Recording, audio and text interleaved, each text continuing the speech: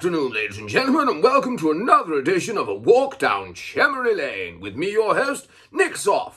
Now, this week I'm delighted to say that I'm joined by Andi Willacy, another of the Cherry Tree regulars. How's lockdown treating you, Andy? How are things? Good afternoon, Nick. Absolute pleasure to be with you, a man of your stature and interviewing capabilities, and of course, devilishly good looking. Lockdown, how it's treating me. Spending a lot more time on the phone, taking videos, that's for sure. But yeah, still working, so that's one thing that keeps me out of trouble. Finding homeschooling interesting, although, like I say, I'm still working, so the missus has been doing the majority of that, which has been fun. Still keeping involved with the cricket club, keeping up with meetings, and having the odd Zoom chat with people so that we can make sure we can all play cricket as soon as possible when this craziness is over with. So yeah, keeping all right, thank you. Very good. As I said, you're one of the regulars at Cherry Tree now, but it's not that long ago that you were part of the furniture at Fennis Girls. Like Anthony Robbo Robinson said the other week, there have been a few players down the years that have switched from one to the other, but what made you make the switch, eh?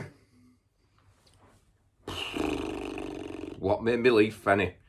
Yeah, as you say, really was part of the furniture. I've been at Fenny from being, I think, 10 years old. Back then, the only youth team cricket that there was an under-18s, so playing under-18 cricket at 10-year-old, you won't be allowed to do it these days. But it was certainly a baptism of fire, shall we say. But no, thoroughly enjoyed it.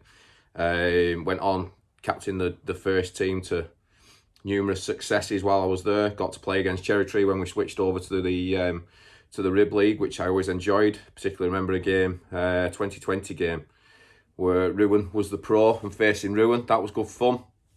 But yeah, what made me make the switch? Family, I think, to be honest with you, Nick. As most people probably know, my dad's on the committee as treasurer. Jake moved a number of years before I did, moved as a junior because a lot of his friends were there. And then we set up a midweek team that we called Fenny Tree. And to be honest, that was very selfish on my part. It was an opportunity to play cricket with Jake that I knew I wasn't going to get while I was at Fenny and he was at Cherry Tree. And it was a real half and half mix. Half the lads from Fenny, good lads like the Cunninghams, Si Turner, Mark Brennan, all good lads, good friends, and some of the lads from Cherry Tree, the likes of Jake, Keelan, the Farnworths. Ruin even made an appearance, I think, at one point. Also Neil Farnworth made an appearance, even Big D, my dad made an appearance at one point. And yeah, playing with the lads, realised how much I enjoyed playing cricket with Jake, and kind of thought it was time for a new challenge, really. I think, having been at Fenny for as long as I have been, at that point there was no mention, no looking on the horizon of Fenny joining the senior league. So if I wanted to play senior league cricket, I needed to move elsewhere. And it just so happened that Mr. Hadfield sent me a message one fateful night asking, and it had been at a point where I'd been contemplating it, and everything just fit into place. It kind of felt like the right time, and yeah, I made the move and came over to Cherry Tree. Well, there you have it, ladies and gentlemen. That's the scoop, as they say. Now on to the real reason you're here. Now, in your time at Cherry Tree, I think you probably represented most of the senior teams at one point or another, but are there any games that stick out for you for personal reasons or club reasons that you could share with us, eh? Any games that stick out? Yeah, there's a few, to be honest with you, Nick. First game I played for the first team at Worley when Frizzy was the pro and keeping wicket to a professional, as it were, for the first time. That was an eye opener.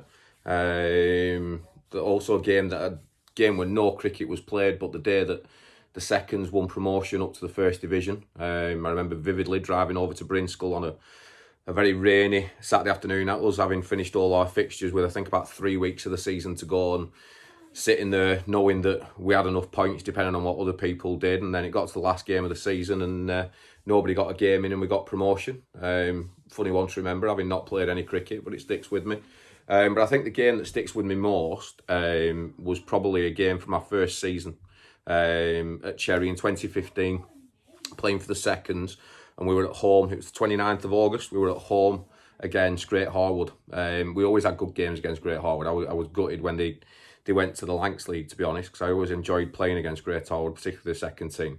And on this particular occasion, Dotty was the second team skipper, but he couldn't play. Can't remember for what reason, but he asked if I'd step in for him and if I'd skipper the team, which of course I said, yeah, I'd love to. It'd be a huge honour to captain a Cherry Tree team. So I did, and we must have lost the toss. I genuinely can't remember, but we must have lost the toss because I remember Great Harwood batted first, and usually whenever I've skippered, if I win the toss, I always try and bat first.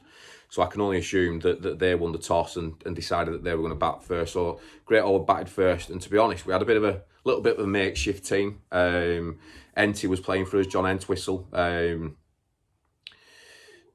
couple of the younger lads that wouldn't always necessarily be in the second team at that point were playing for us, but we're all quality cricketers.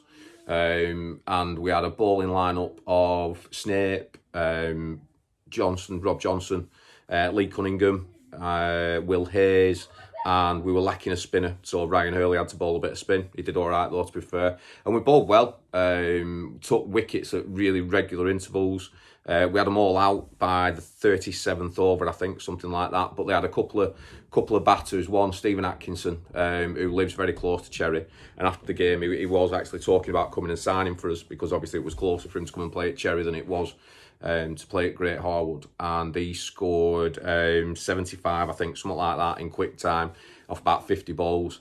There was another lad for them, Sahil, who also got a 50 off 60 odd balls, and between them, those two, even though we took regular wickets at regular intervals, they managed to get a score of 193 on the board, which is obviously, it's a decent score, and one that you think that you can probably chase down, but also as a bowling unit, you probably think it's one that you can defend as well. But yeah, going back to our bowlers, Paul Snape, I think, was the pick of the bunch. He finished up with figures of something like 31 for 3 off 9 and a bit overs. Ryan also managed to pick up 3 wickets off his 5 overs. And then, if I remember rightly, Bobby and Will Hayes picked up a couple of piece, all at decent economy rates. Like I said, they just had 2 lads that just really went for it and it came off.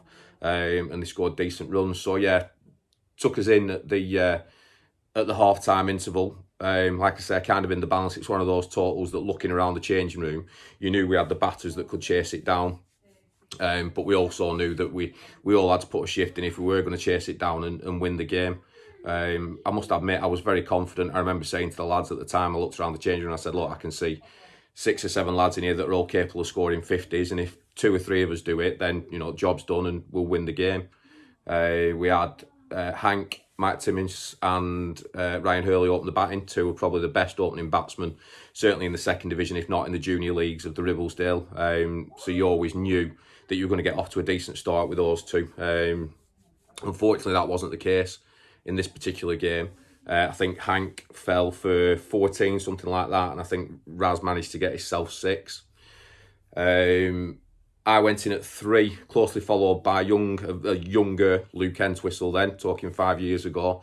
Still a fantastic prospect back then though, so I played such a straight bat, everything behind the ball, and it was very much a rebuilding job for us at that point. Just trying to settle the ship, having lost 2 early wickets, which we did. Luke played an awesome innings. He only scored, I think, 6 runs, but he was in there for 40 odd. But he faced 40 odd balls for his 6 runs, and it just meant that we'd slowed them down a bit and started to wrestle a bit the momentum back our way. Then Luke did eventually fall, and Sam Farnworth came to the crease again. Sam, he was, we're talking 5 years ago, like I said, so it was a younger Sam Farnworth. Again, a lad with so much talent and so much potential. A bit underrated, to be honest, I think, at the club, Sam, and he has got the potential to be a really good batter, and he's shown it at times, and this was again one of those days. Sam went on to score himself 41, I think, off 50 odd balls. I got my personal best, and it still is to this day my personal best for Cherry Tree, 81 runs, which meant that we were getting into a position where we were creeping up towards the total, but we were running out of overs. I fell first in the partnership between me and Sam, which meant that Paul Snape came to the crease. Snape, he's a quality cricketer. He's a very good friend of mine. We both actually moved from Fenny to Cherry Tree together at the same time. So I knew that, again, he was more than capable. I've seen him score 50s. Knew that he was more than capable of getting the runs. So you still knew, but like I said, there was that little niggling doubt that we were running out of overs, and we still needed, I think, 30 or so runs when Sam's wicket fell and Will Hayes came to the crease. And we got into the last over, and I couldn't tell you exactly how many runs we needed. I think we might have needed 4 or 5 runs off the last over. And we did it with a ball to spur. Like I said, Great Harwood they were a good team. They were always up at the top of Division 2 or around about, and they were challenging for promotion. I think they might have finished 2nd or 3rd that season, but they were always good games. So to beat them in the way that we beat them, with the team that we had, and obviously me skippering and making a contribution, I think, yeah, that's probably one of the games that really sticks out for me. And to play with such talented young lads. I mean, there were other lads that I haven't mentioned. Jamie Hartley was playing, a quality young lad, and he's just got better with age. Like I say, you had the likes of Enti, who isn't a young lad, but at that point, you knew if you were struggling, you could ring him up and he would turn out and he'd play and he'd do a job. And he loved playing with his son, playing with Luke in the same team, made it all the better as well. So yeah, that was one of the games that definitely sticks out. My overriding memory, on a personal note, was hitting a 6. And at the time, I think the first team had either finished very early or didn't have a game, but there were a few of the first team down, and Jake, who obviously I've mentioned before, he was walking around, and I've hit this 6, and it's not been so far off hitting Jake's before, and he's walking around with his pint, and he shouts over, "Go on, lad!" And it tickled me, because obviously I'm a number of years his senior, but certainly from a cricketing perspective, he now has more of the talent than I do, so I think I probably, from that perspective, I'm a lad, but that's always stuck with me. And also, I think at that point, I kind of knew that I was a Cherry Tree lad then, and no longer a lad who'd moved from Fenny to Cherry. I was definitely a Cherry Tree lad, and the way people sort of reacted after the game, both to the way I'd batted and to the captaincy, you could kind of, people just, I knew that I was at the right club. So yeah, that game would be the one that sticks in my head. Cheers, Nick. Sounds like a real rip snorter, and down to the final ball, eh? What a way to win a game of cricket. Well, ladies and gentlemen, I'm afraid that's all we've got time for this afternoon, so my thanks to Andi for joining us. Thanks, Andi. Thank you very much for having me, Nick. It's been an absolute pleasure. You're a very good-looking man, and it's nice to spend a bit of time chatting to a fella who obviously has such a great knowledge of the sport and knows what he's talking about. So thanks a lot, Nick, and stay safe, everyone. Take care. Hope you're all good and well. Cheers, Nick.